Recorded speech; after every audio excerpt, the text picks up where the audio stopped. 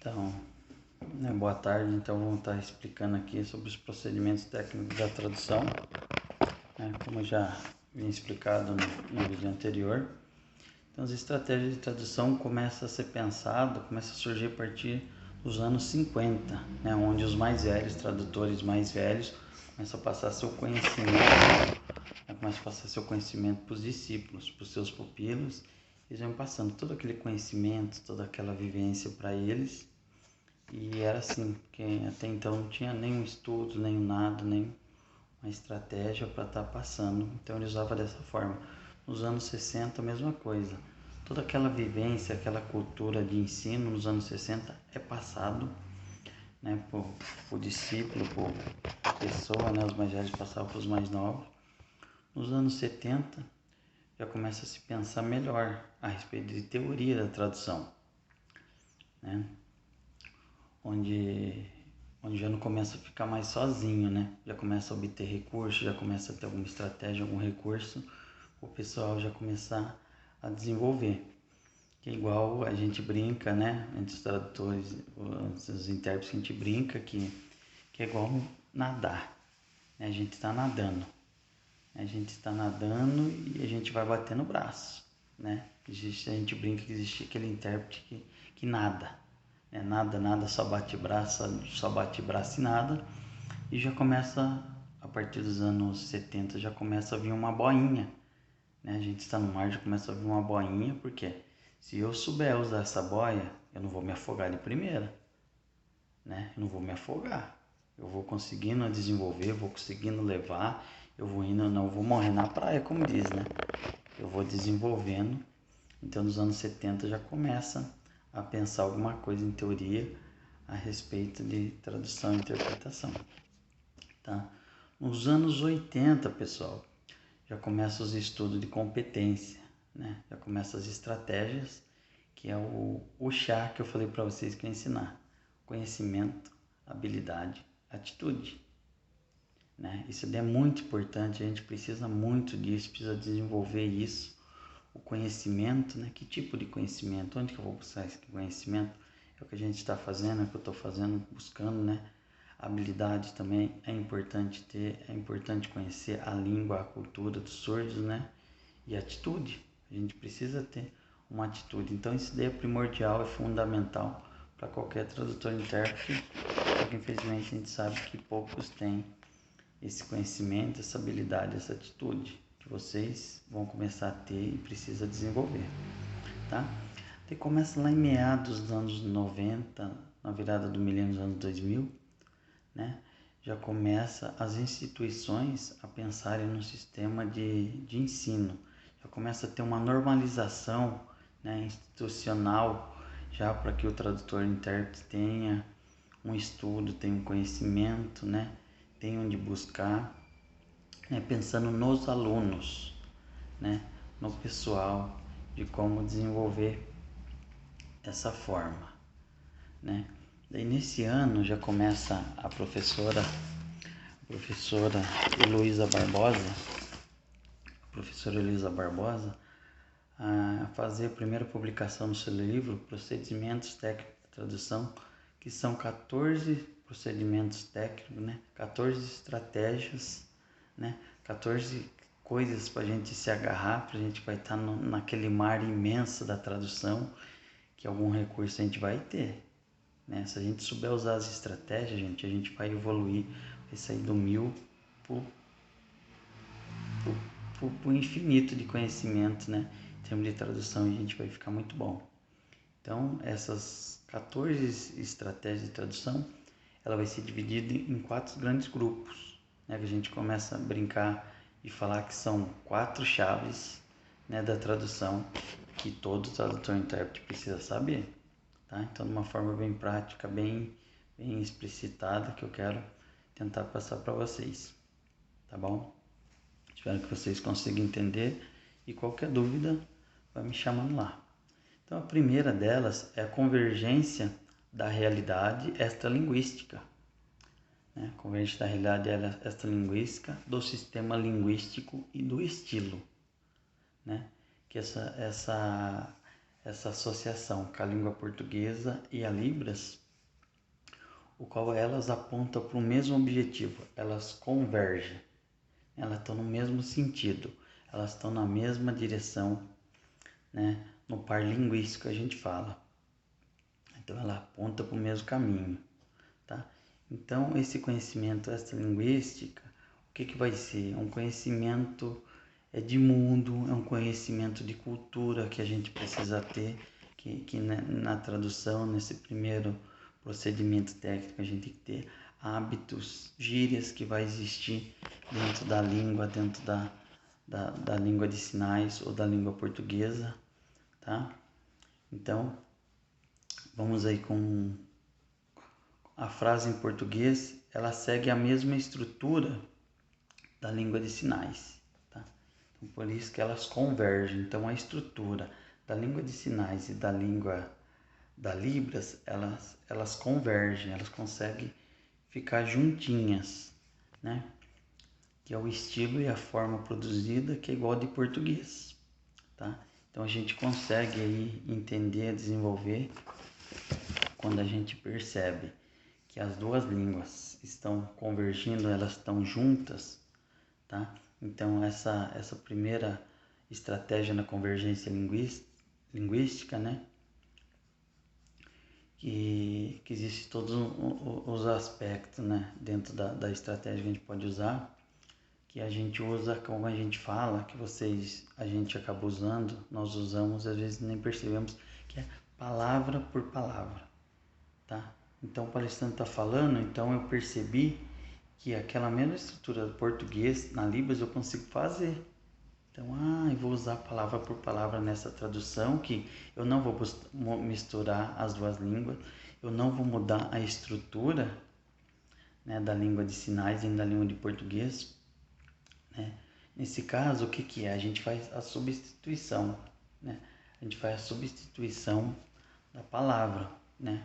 Usando a mesma estrutura do português na Libras, né? É claro que às vezes vai ter as omissões que a gente vai ter, mas se a gente pegar, a gente vai conseguir fazer palavra por palavra na interpretação quando ouve o português, tá? Então eu ouvi português, nossa, eu consigo fazer palavra por palavra que está usando, essa ali pode ser uma estratégia que a gente pode estar usando, vai ser muito bem-vinda, que vai ajudar muito, tá? Que nem um exemplo, né, que ele colocou aqui, meu professor colocou, eu não quero comer hoje, tá? Então, se a gente pegar a língua de sinais, a gente vai conseguir fazer, né? Comer hoje. Né? Vocês percebem que a mesma estruturação, né? Que a mesma coisa que foi no português eu consigo fazer na língua de sinais, né? Tanto para Libras, para a língua portuguesa, quanto para português, para a língua de sinais, tá? E mesmo ao contrário também, ele se torna verdadeiro, não é? Vocês perceberam isso? Tá? Pois eu tenho, né, todos os sinais em Libras, né, todos que equivalem, né, ao sistema da estruturação do português também eu consigo fazer. Então isso daí é uma estratégia, tá? Primeira estratégia que a gente fazendo, tá? Igual meu nome, tá? Oi, meu nome, tá? Então eu tenho oi, meu nome. Em português também, né? Tô lá traduzindo, oi, meu nome. Então vocês entenderam, conseguiram perceber? Então esse é o macete, tá? E por quê? Porque isso, entre eles, as línguas, ele converge e essa ali pode ser uma estratégia que a gente pode estar aprendendo, né? Aprimorando, agora vocês já sabem, vocês podem usar, tá? E o segundo, né, dentro desse grupo, é a tradução literal, que a gente mantém a mesma estrutura, né? A mesma estrutura, mas a gente vai obedecer a estrutura sintática, né? Nas ordens com que a frase ela está sendo apresentada. Então, muito importante. Vocês viram que aí já vai mudar um pouquinho da língua alvo, né? Para a língua do destinatário, tá? Então, a gente tem que respeitar tanto a sintática quanto a estrutura que vai existir na palavra, né? E que a gente acaba falando palavra por palavra, né? Então a gente tem que perceber isso, que é a tradução literal, né? Que existe, aí já existe uma diferença, né? Que a gente vai estar trabalhando com a língua de destino, que a gente vai fazer, que é o que? Sujeito, né? Sujeito, verbo e o 3 é o objeto. Que a gente tem que perceber que a língua de sinais tem essa diferenciação, né? Que a gente também abre um parênteses e fala que é tópico comentário, né? Que a gente pode usar, que a gente vai elencando os assuntos e vai explicando, né? Pois é diferente do sistema palavra por palavra, tá, gente? Então, vocês percebam que essa ali também é uma estratégia, né? Então, a partir daí, a gente já percebe que existe a convergência, ela já começa a não ser iguais, já começa a convergir. Então, a gente já começa a usar as estruturação da Libras ou a estruturação da língua portuguesa, tá? Então, fica esse macetinho aí, tá bom? E temos também a segunda categoria, chama divergência do sistema linguístico, como eu estou explicando. Ela já começa a convergir, tá? Já começa a cada língua usar a sua estrutura, né? O que vai acontecer? Ele vai levando um afastamento, né, da língua portuguesa para Libras, né? Por isso que a interpretação não é uma substituição de palavras, ela começa a ser afastada. Então eu preciso entender o que é Libras, o que é português, para me usar uma estratégia para mim levar aquela informação para o meu destinatário, de uma língua, né, de uma língua 1, da L1 para minha língua L2, né, ou vice-versa, tá? Então, a primeira estratégia é a transposição, tá? Então, vou ter a transposição, modulação e a equivalência, tá? Esse estilo, essa estrutura da Libras que vem, ela vai demarcar a diferença linguística que vai existir da língua de sinais, tá? Então vai ter essa diferenciação já na língua, então ela já começa a ser diferente, que a gente tem que absorver e usar também essas 3 estratégias: transposição, modulação e equivalência. Então, a transposição, o que eu vou fazer? Pego uma palavra e mudo totalmente a estrutura sintática dela, né? Ou a estrutura morfológica, né, que existe entre a língua, que está dentro de uma categoria de palavra, né? Dentro da língua portuguesa, né? A língua portuguesa, gente, a gente vai estudando e vai começando a lembrar, ela existe 10 categorias, né? Que a gente sabe: verbo, adjetivo, numeral e enfim vai. E na Libras existe 7 categorias, tá? Então essa divergência linguística que tem, que é apenas 7 na Libras, né? Que é artigo, conjunção, preposição, né? Daí vocês vão falar assim: Laércio, mas eu consigo, na hora que eu estou interpretando, eu consigo usar o na, o para, o seu. Sim, praticamente a gente consegue fazer isso, mas na teoria ainda não foi pensado nisso, ainda não, na teoria não existe ela, não foi batizado, como a gente diz, tá? Praticamente a gente acaba usando, tá? Mas na teoria não existe, por isso que é apenas 7 categorias na língua de sinais, tá? Vocês estão entendendo? Tá? Que nem, por exemplo, aí, ele fez a atividade rapidamente. Nessa frase. Daí eu posso fazer uma transposição, que é? Que eu vou explicar essa frase, né? Vou explicar ela, né? Eu pego uma palavra, né? E mudo, né? Eu mudo o ato tradutório dela e faço uma transposição.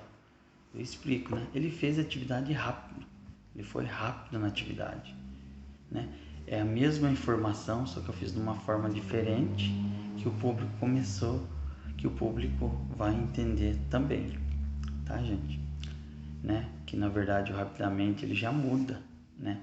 ele já vira um advérbio de modo, né? Rapidamente. Rápido, né? Rápido, um advérbio de modo, a hora que eu vou rapidamente, ele já se torna um verbo. Vocês viram essa diferença?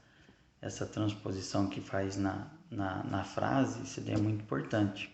É um pouquinho confuso falando assim na teoria, mas na prática, para que a gente começa a fazer, a gente desenvolve. Por quê? Às vezes a gente até sabe fazer, mas na hora de perguntar, mas o que você fez aí? Por que você traduziu desse jeito? Ah, eu não sei. Né? Imagine se chega assim, Lárcio, tá errado a sua interpretação, por que você fez isso? Falou, ó, eu fiz isso naquela palavra porque eu usei uma transposição, usei uma omissão, usei uma modulação, né? Porque a gente tem que ser intérprete consciente, gente, não intérprete inconsciente, né? Fazer por fazer, porque eu tô fazendo. Às vezes a gente até desenvolveu dessa forma, como aconteceu. Mas a gente sabe, eu fiz isso porque na hora que eu estava pensando uma estratégia, eu usei palavra por palavra. Eu usei uma tradução literal. Eu usei uma estratégia na transposição, tá? Que foi essa invertida que eu fiz, né? No advérbio, eu fiz ele virar um verbo e traduzir.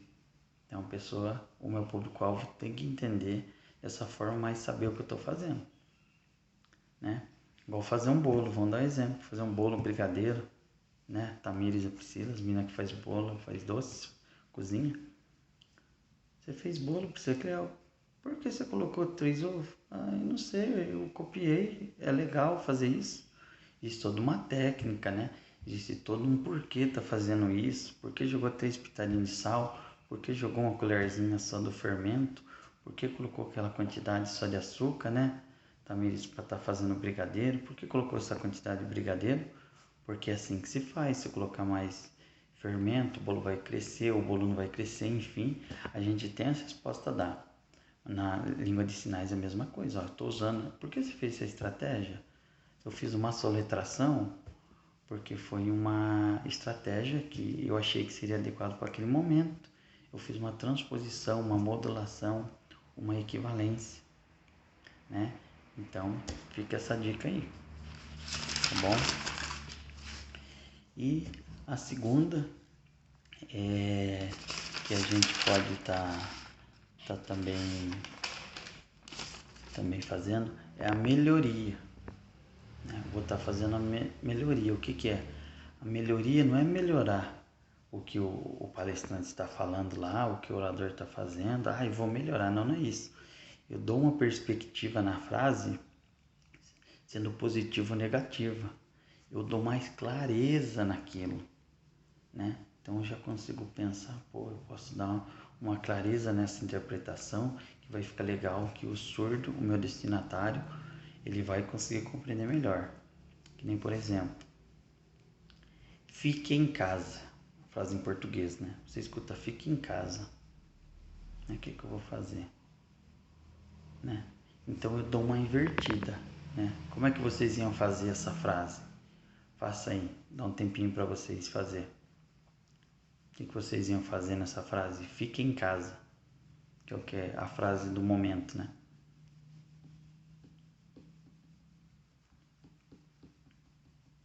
Tá. Então o que a gente pode falar? Evite de sair à rua, evite de sair de casa. Então eu falei a mesma coisa, né? Eu dei essa clareza, tá? E o público entendeu, né? Então eu dei clareza na interpretação, eu dei clareza na frase. Então essa melhoria é dessa forma, é uma estratégia que a gente usa, se chama de melhoria, tá? Tá bom, gente? Então fica essa dica. E a terceira aqui que eu vou estar falando é sobre a equivalência. Essa é uma estratégia que a gente já usou muito, vocês já usaram muito sem saber que era esse nome equivalência. Você está lá, nossa, o que o surdo está falando? O que eu estou fazendo? Que sinal que é esse? Traduz aí o que é a ideia, o que ele está querendo dizer. Mas isso daí, gente, agora você já sabe. Eu usei uma equivalência, né? que é um procedimento que eu utilizo nessa estratégia, que eu extraio o sentido da frase, né? Isso é legal, o que a gente mais faz. Eu extraio o sentido do sinal que está sendo proposto ali, e eu dou sentido real da frase, o que ela quer dizer, tá? Então, a equivalência é uma estratégia muito usada, né? Até para os intérpretes, né? Que são profissionais, às vezes usam e não sabem que isso daí é uma equivalência, né? Teve uma vez que a Tamires foi interpretar, fiquei feliz. Ela não sabia o sinal, ela usou uma equivalência. Às vezes eu não sabia que era esse nome, mas usou. Eu também não sabia que era esse nome. Eu sempre dava sentido na frase, mas agora a gente sabe que eu estou usando uma equivalência. Tá bom, gente? E nem na frase, né? Até essa frase foi o que a primeira vez que entrei na faculdade, quando fazia faculdade de geografia, o, o, o meu professor deu essa frase. A primeira frase eu nunca esqueço, e também coincidiu com o meu professor de Libras mandou: água mole em pedra dura, tanto bate até que fura. Já pensou como é que a gente vai entrar, né? Como é que eu vou fazer, né? Vou ficar fazendo portuguesado, vou usar imagética. Então, o que eu faço? Eu uso uma equivalência. Eu extraio aquele sentido da palavra, né? Então, o que a gente fala? Ó, persista, tente que você vai conseguir, né, o seu objetivo, tá? Gente, então, a gente usando esses procedimentos técnicos que eu passei para vocês, vai ser muito útil, é muito bom, eu tô aprendendo também junto com vocês, eu quero passar esse conhecimento adiante, eu quero que vocês fiquem fera na tradução e interpretação, que vocês consigam desenvolver também, tá? Então eu vou fechar até aqui, pra gente não ficar com muita coisa, pra gente aprender, tá? Vou parar aqui, é muito extenso esse vídeo, depois as outras partes eu vou fazendo, tá bom? Espero que vocês aprendam, tenham gostado desse vídeo, consigam entender. Eu sei que às vezes fica um pouquinho confuso, mas na prática vocês vão conseguir desenvolver com certeza, tá bom? Um abraço para vocês, Deus abençoe, até a próxima.